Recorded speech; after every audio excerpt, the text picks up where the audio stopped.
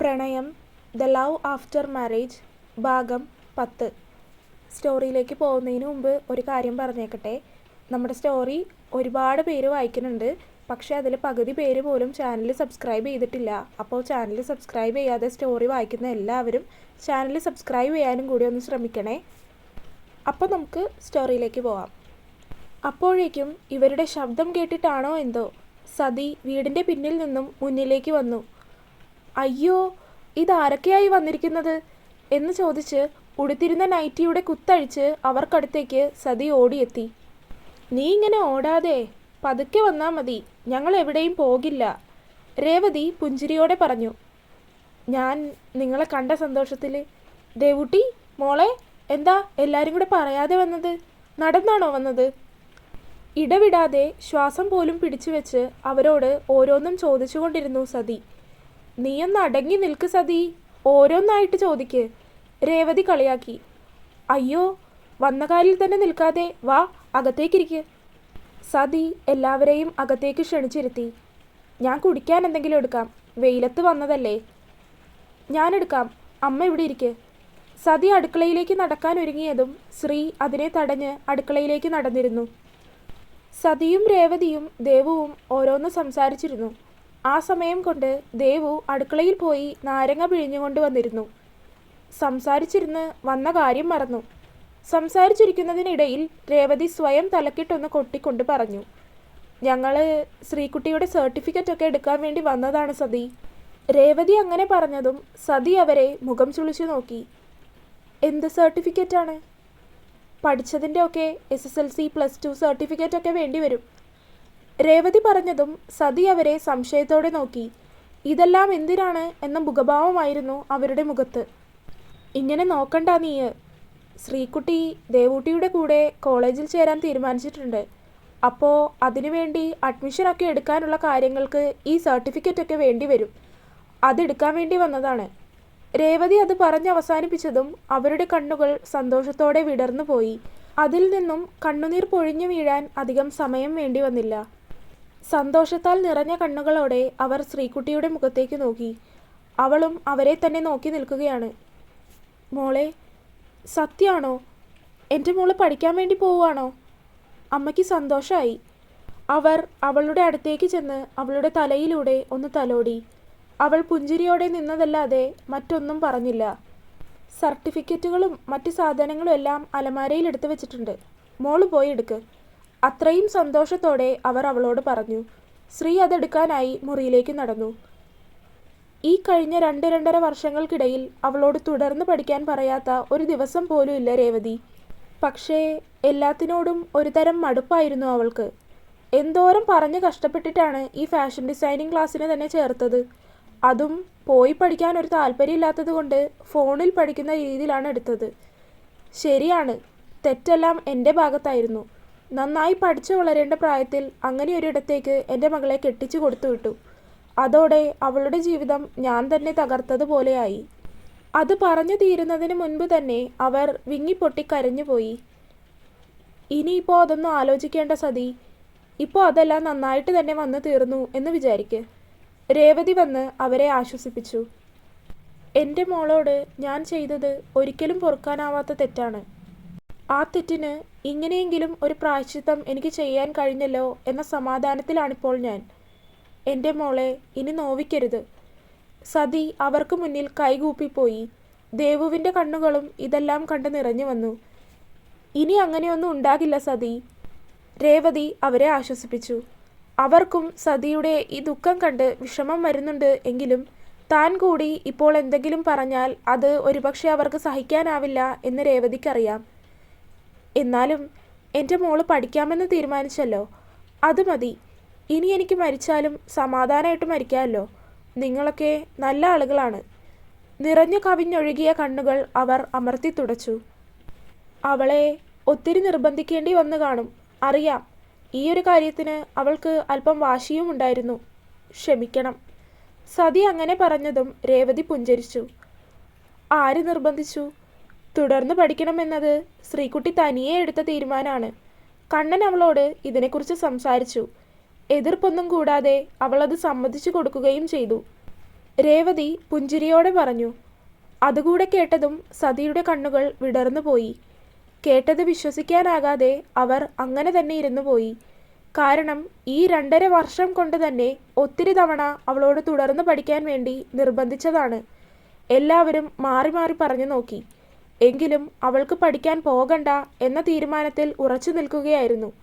അതിൽ നിന്നും ഇപ്പോൾ കണ്ണൻ പറഞ്ഞപ്പോൾ തന്നെ അവൾ പഠിക്കാൻ പോകാൻ തീരുമാനിച്ചു എന്നത് അവർക്ക് വിശ്വസിക്കാൻ കഴിയുന്നില്ലായിരുന്നു. ആ ഒരു കാര്യം പറഞ്ഞപ്പോൾ തന്നെ അവർക്ക് കണ്ണനുമായി ശ്രീകുട്ടി നല്ല രീതിയിലാണ് പോകുന്നത് എന്ന് മനസ്സിലായി. ആ സമയം ആ അമ്മ മനസ്സിൽ നിറഞ്ഞു നിന്നിരുന്നത് ആശ്വാസമായിരുന്നു. തൻ്റെ കുട്ടി കടന്നുപോയ വഴികളിലൂടെ വീണ്ടും കടന്നു പോകില്ല എന്നൊരു വിശ്വാസം. ഈ ഒരു കാര്യം കൂടി കേട്ടപ്പോൾ അവരുടെ മനസ്സിൽ ആശ്വാസവും അതുപോലെ തന്നെ ചുണ്ടുകളിൽ വിശ്വാസത്തിൻ്റെ പുഞ്ചിരിയുമാണ് വിടർന്നത്. എന്നാൽ ഒരു ചുവരിനിപ്പുറം നിന്ന് അവിടെ പറയുന്നതെല്ലാം കേട്ട ശ്രീകുട്ടിയുടെ അവസ്ഥയും മറിച്ചായിരുന്നില്ല. അമ്മ പറയുന്നതെല്ലാം കേട്ടതും അവളുടെ കണ്ണുകൾ അവൾ പോലും അറിയാതെ നിറഞ്ഞൊഴുകിയിരുന്നു. തൻ്റെ ജീവിതത്തിൽ ഇങ്ങനെയൊരു കാര്യം സംഭവിച്ചത് അമ്മ കാരണമാണ്. അത് സത്യം തന്നെയുമാണ്. എങ്കിലും അമ്മയെ മാത്രം കുറ്റം പറയാനാവില്ലല്ലോ. ഒരിക്കലും ഒരമ്മയും തൻ്റെ മകളെ അറിഞ്ഞുകൊണ്ടൊരു തെറ്റിലേക്ക് അല്ലെങ്കിൽ ഒരു പ്രശ്നത്തിലേക്ക് വഴിതിരിച്ചു വിടില്ലല്ലോ. അമ്മയുടെ വാക്കുകൾ അവളുടെ ഹൃദയത്തെ പോലും നോവിക്കാൻ ശേഷിയുള്ളതായിരുന്നു. ഒരു നിമിഷം അവളുടെ പഴയ ജീവിതം ഒരു സിനിമാ സ്ക്രീനിൽ എന്നതുപോലെ അവളുടെ മനസ്സിലൂടെ മിന്നിമാഞ്ഞു. എന്നാൽ കണ്ണടച്ചു തുറക്കുന്ന അത്ര വേഗത്തിൽ അവൾ അതിനെ മായ്ച്ചു കളയുകയും ചെയ്തു. പിന്നീടുള്ള അവരുടെ സംസാരത്തിൽ നിന്നും അവളുടെ കണ്ണുകളിലും മനസ്സിലും നിറഞ്ഞു നിന്നത് ഒരേ ഒരു രൂപമായിരുന്നു. പൂച്ച കണ്ണുകളും ചിരിക്കുമ്പോൾ ഒരു കവിളിൽ മാത്രം വിരിഞ്ഞു വരുന്ന നുണക്കുഴിയുമുള്ള തികഞ്ഞ ഗൗരവമുള്ള ഒരുത്തൻ്റെ മുഖം. അവനെക്കുറിച്ച് ഓർത്തതും അവളുടെ ചുണ്ടുകളിൽ ഒരു നേരിയ പുഞ്ചിരി വിരിഞ്ഞുവോ. ഈ സംസാരം എല്ലാം കഴിഞ്ഞ് പിന്നീട് നാട്ടിലുള്ള സംസാരങ്ങളായി അവരുടെ വിശേഷം പറച്ചിലുകളിൽ. ദേവു ആണെങ്കിൽ അവർ പറയുന്നതെല്ലാം കേട്ട് ഇതൊക്കെ എന്താണ് കഥ എന്ന രീതിയിൽ നോക്കിയിരിക്കുന്നുണ്ട്. അത് കണ്ടുകൊണ്ടാണ് ശ്രീകുട്ടി മുറിയിൽ നിന്നും സർട്ടിഫിക്കറ്റുകളെല്ലാം എടുത്തുകൊണ്ട് പുറത്തേക്ക് വന്നത്. എത്ര നേരമായി ഏട്ടത്തി പോയിട്ട്? ഞാൻ വരാനിരിക്കുമായിരുന്നു. ദേവൂട്ടിയുടെ ചോദ്യം കേട്ടതും 3 പേരുടെയും ശ്രദ്ധ അവളുടെ നേർക്കായി. സർട്ടിഫിക്കറ്റൊക്കെ അലമാരയിൽ ഏറ്റവും അടിയിലായിപ്പോയി. ഡ്രസ്സൊക്കെ മാറ്റി എടുത്തു വന്നപ്പോൾ സമയം പോയി. ശ്രീകുട്ടി അങ്ങനെ പറഞ്ഞുവെങ്കിലും അവളുടെ ചെറുതായി ചുവന്നിരിക്കുന്ന കണ്ണുകളിൽ നിന്നും അവൾ കരഞ്ഞു എന്നത് വ്യക്തമാണ്. അത് 3 പേർക്കും മനസ്സിലായി എങ്കിലും ആരും പരസ്പരം ചോദിക്കാനോ പറയാനോ നിന്നില്ല. കാരണം ചിലപ്പോൾ ഇനി ചോദിച്ചു കഴിഞ്ഞാൽ അവൾ വീണ്ടും കരഞ്ഞാലോ എന്നൊരു ചിന്ത. കുറച്ചു നേരം കൂടി സംസാരിച്ചിരുന്ന് ദേവൂട്ടിയെ കൂട്ടി ശ്രീകുട്ടി കുളത്തിനടുത്തേക്ക് നടന്നു. ചെറിയ ഒരു ഗേറ്റ് പോലെ വെച്ചിട്ടുണ്ട്. അത് തുറന്നാൽ വലിയ കുളമാണ്. നല്ല രീതിയിൽ വൃത്തിയാക്കിയിട്ടിരിക്കുന്ന തെളിഞ്ഞ കണ്ണാടി പോലെയുള്ള വെള്ളം. എന്ത് ഭംഗിയായിട്ടത്തി ഇവിടെയൊക്കെ കാണാൻ. ശരിക്കും ഈ ഒരു മതിൽക്കെട്ട് കാണുമ്പോൾ ഇതിനിപ്പുറത്തായിട്ട് ഇത്ര വലിയ കുളമുണ്ടെന്ന് ആരും മനസ്സിലാക്കില്ല. അതിശയത്തോടെ ദേവു പറഞ്ഞതും ശ്രീ അതിന് പുഞ്ചിരിച്ചു കൊടുത്തു. കുളമൊക്കെ കണ്ടു കഴിഞ്ഞ് സർട്ടിഫിക്കറ്റ് എടുത്തതിന് ശേഷം വേഗം തന്നെ അവർ അവിടെ നിന്നും തിരിച്ചു. ഭക്ഷണം കഴിച്ചിട്ട് പോകാം എന്ന് ശ്രീയുടെ അമ്മ നിർബന്ധിച്ചു എങ്കിലും വീട്ടിൽ എല്ലാം ഉണ്ടാക്കി വെച്ചിട്ടാണ് വന്നിരിക്കുന്നത് എന്ന് പറഞ്ഞ് അവർ വേഗം തിരിച്ചു. വൈകിട്ട് കണ്ണൻ വന്നപ്പോൾ തന്നെ അഡ്മിഷന് വേണ്ടിയുള്ള ശ്രീയുടെ ആപ്ലിക്കേഷൻ വെച്ചു. അടുത്തുള്ള കോളേജിൽ തന്നെയാണ് വെച്ചത്. വല്ലാതെ ദൂരത്തേക്കൊക്കെ വെച്ചാൽ ശ്രീ പോയി വരാൻ കംഫർട്ട് ആയിരിക്കില്ല എന്ന് അവനറിയാം. അതുകൊണ്ട് അടുത്ത കോളേജിൽ തന്നെയാണ് വെച്ചത്. ദേവൂട്ടിയും അങ്ങനെ തന്നെയാണ് വച്ചിരിക്കുന്നത്. രാത്രിയായപ്പോൾ ബാൽക്കണിയിലിരിക്കുകയാണ് ശ്രീയും കണ്ണനും. ബാൽക്കണിയിലിട്ടിരിക്കുന്ന ഒരു സോഫയിൽ 2 അറ്റത്തായി ഇരുവരും ഇരുന്നു. ഇരുവരും പരസ്പരമൊന്നും സംസാരിക്കുന്നില്ല. എങ്കിലും ആകാശത്തെ തെളിഞ്ഞ മേഘവും ചന്ദ്രനും നക്ഷത്രങ്ങളും ഒക്കെ നോക്കി കാണുകയാണ് 2 പേരും. ആകാശത്തേക്ക് നോക്കി നിൽക്കുമ്പോൾ ശ്രീയുടെ ഉള്ളിൽ നിറഞ്ഞത് അവളുടെ അച്ഛനായിരുന്നു. സ്നേഹിക്കാൻ മാത്രം അറിയാവുന്ന ഒരു പാവ അച്ഛൻ. കണ്ണുകളടച്ച് അവൾ അച്ഛനെ ഒന്ന് ഓർത്തു. ഒരിളം കാറ്റ് ആ സമയം അവളെ തഴുകി കടന്നുപോയി. പാർവതി, അവൻ അവളെ വിളിച്ചു. പതിയെ കണ്ണുകൾ തുറന്ന് അവൾ അവനെ നോക്കി. ഇങ്ങനെ നിശബ്ദമായിരിക്കുന്നത് തനിക്കിഷ്ടാണോ? അവളുടെ കണ്ണിലേക്ക് നോക്കി തന്നെ അവൻ ചോദിച്ചു. ആ ചോദ്യത്തിൽ തന്നെ അവളുടെ കണ്ണുകൾ ഒന്ന് പിടച്ചുപോയി. നിശബ്ദത ഇഷ്ടമല്ലായിരുന്നു. പിന്നീടെപ്പോഴോ ഇഷ്ടപ്പെട്ടു തുടങ്ങി. ശാന്തമായ ശബ്ദത്തിലുള്ള അവളുടെ ഉത്തരം അവൻ്റെ കാതിലേക്കെത്തി. രാത്രിയുടെ നിശബ്ദതയിലും അവളുടെ ശബ്ദം അത്രയും പതിഞ്ഞ ശബ്ദമായിട്ടാണ് അവൻ കേട്ടത്. താൻ ഫാഷൻ ഡിസൈനിങ് ആഗ്രഹിച്ചെടുത്തതാണോ? അല്പനേരത്തെ നിശബ്ദതയ്ക്കൊടുവിൽ അവളായിട്ട് അവനോടൊന്നും സംസാരിക്കാൻ പോകുന്നില്ല എന്നറിയാവുന്നത് കൊണ്ട് തന്നെ അടുത്തൊരു സംസാരത്തിന് കണ്ണൻ തന്നെ തുടക്കം കുറിച്ചു. അല്ല. ഒറ്റ വാക്കിലുള്ള അവളുടെ മറുപടി. കണ്ണൻ അവളെ തന്നെ ഉറ്റുനോക്കിയിരിക്കുകയാണ്. അവൻ്റെ നോട്ടത്തിൽ നിന്നും ബാക്കി കൂടി അറിയാനുള്ള ആഗ്രഹം അവനുണ്ട് എന്നത് അവൾക്ക് മനസ്സിലായി. ശ്രീ തുടർന്നു. എല്ലാം മറന്ന് പഠിക്കാൻ പോകുക എന്നത് എന്നെ സംബന്ധിച്ച് വളരെ ബുദ്ധിമുട്ടുള്ളൊരു കാര്യമായിരുന്നു. പക്ഷേ അമ്മയ്ക്കായിരുന്നു നിർബന്ധം. അങ്ങനെ അമ്മയുടെ നിർബന്ധത്തിന് വഴങ്ങിയാണ് ഫാഷൻ ഡിസൈനിങ് കോഴ്സ് എടുത്തത്. അതും ഓഫ്ലൈനായിട്ട് പോയി വന്ന് പഠിക്കാനുള്ളൊരു താല്പര്യം എനിക്കുണ്ടായിരുന്നില്ല. അതുകൊണ്ട് തന്നെ ഓൺലൈനായിട്ട് എടുത്തു. എങ്കിലും തയ്ക്കാനും തുന്നാനും ഒക്കെ താല്പര്യമുള്ളത് കൊണ്ട് പഠിച്ചു വന്നപ്പോൾ അതിനോട് ഒരു ചെറിയ താല്പര്യം തോന്നി. പിന്നീട് അതങ്ങോട്ട് തുടർന്നു. ചുണ്ടിൽ ഒരു ചെറിയ പുഞ്ചിരിയോടെ അവൾ പറഞ്ഞു നിർത്തി. അപ്പോൾ ഇങ്ങനെയൊരു കോഴ്സ് പഠിക്കാമെങ്കിൽ തനിക്ക് എന്തുകൊണ്ട് തുടർന്ന് പഠിച്ചുകൂടായിരുന്നു? തോന്നിയില്ല. ഒറ്റ വാക്കിലുള്ള അവളുടെ മറുപടി. കണ്ണൻ ഒന്ന് നിശ്വസിച്ചു. അടുത്ത ആഴ്ച അലോട്ട്മെൻറ്റ് വരും. തനിക്ക് അത്യാവശ്യം നല്ല രീതിയിലുള്ള മാർക്കുള്ളത് കൊണ്ട് ആദ്യത്തെ ഓപ്ഷൻ തന്നെ കിട്ടും എന്നാണ് ഞാൻ പ്രതീക്ഷിക്കുന്നത്. ദേവൂട്ടിക്കും മിക്കവാറും അവിടെ തന്നെ ആകും.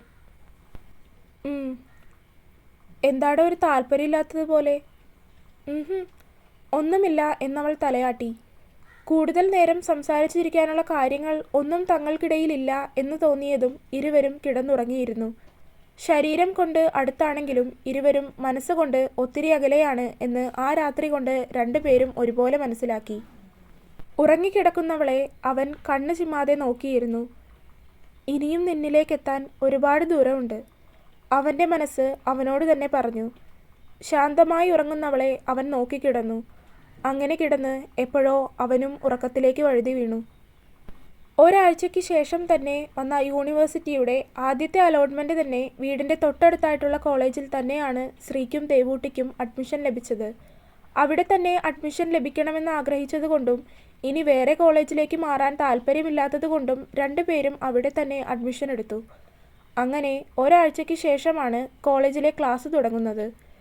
അതിനുവേണ്ടി പർച്ചേസിംഗ് ഒക്കെ ആയിട്ട് ഇറങ്ങിയതാണ് കണ്ണനും ദേവൂട്ടിയും ശ്രീയും ചേർന്ന്. അമ്മ വരുന്നില്ല എന്ന് പറഞ്ഞു ഒഴിഞ്ഞു. ബാഗും ബുക്കും ഒക്കെ വാങ്ങി. ശ്രീ വലിയ ഉത്സാഹത്തിലൊന്നുമല്ല. എങ്കിലും ദേവു വാങ്ങുന്ന കൂട്ടത്തിൽ ദേവുവിൻ്റെ ഇഷ്ടത്തിന് അനുസരിച്ച് ഓരോന്ന് അവളും വാങ്ങി. അവളുടെ അത്ര തെളിച്ചമില്ലാത്ത മുഖം ദേവുവിന് മനസ്സിലായില്ല എങ്കിലും കണ്ണൻ അത് ഒറ്റ നോട്ടത്തിൽ തന്നെ തിരിച്ചറിഞ്ഞിരുന്നു. വീട്ടിലേക്ക് എത്തിയപ്പോൾ വൈകുന്നേരമായിരുന്നു. എല്ലാവരും ഒരുമിച്ചിരുന്ന് സംസാരിക്കുന്ന സമയത്ത് അവൾക്ക് വലിയ കുഴപ്പമൊന്നും ഉണ്ടായില്ല. എങ്കിലും അവളുടെ മുഖത്ത് ഒരു തെളിച്ചക്കുറവുണ്ട്. അത് കടയിൽ പോയപ്പോൾ മുതൽ കണ്ണൻ ശ്രദ്ധിക്കുന്നുണ്ടായിരുന്നു. എല്ലാവരും ഒരുമിച്ചിരിക്കുന്ന സമയത്ത് അത് ചോദിക്കണ്ട എന്ന് കരുതി തങ്ങൾ മാത്രമുള്ള സമയത്ത് ചോദിക്കണം എന്ന് കണ്ണൻ തീരുമാനിച്ചു.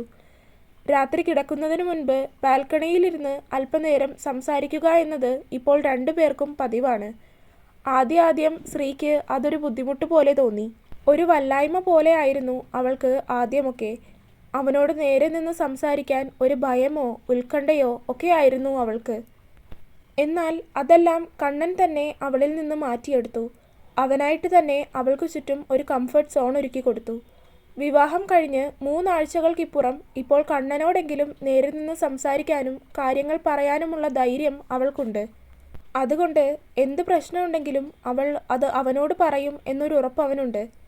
രാത്രി ഭക്ഷണം എല്ലാം കഴിച്ചു കഴിഞ്ഞ് മുറിയിലേക്ക് അവൾ വരുന്നതും കാത്തിരിക്കുകയാണ് കണ്ണൻ.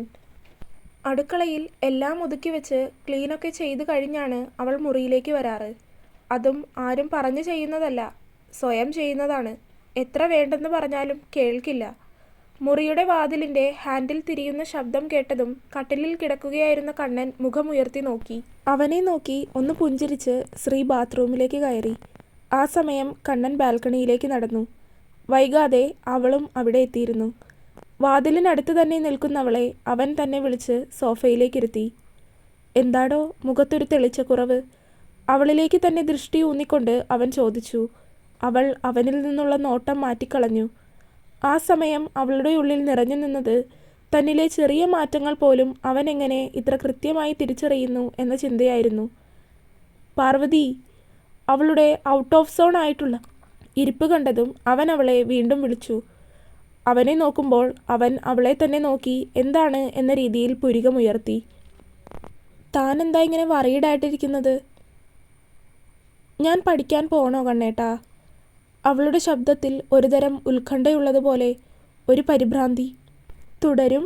അപ്പോൾ വീഡിയോ കണ്ടവരെല്ലാവരും വീഡിയോ ലൈക്ക് ചെയ്യാനും അഭിപ്രായങ്ങൾ കമൻ്റായിട്ട് അറിയിക്കാനും ചാനൽ സബ്സ്ക്രൈബ് ചെയ്യാനും മറക്കരുതേ. അപ്പോൾ അടുത്ത ഭാഗമായിട്ട് വേഗം വരാം. Bye bye.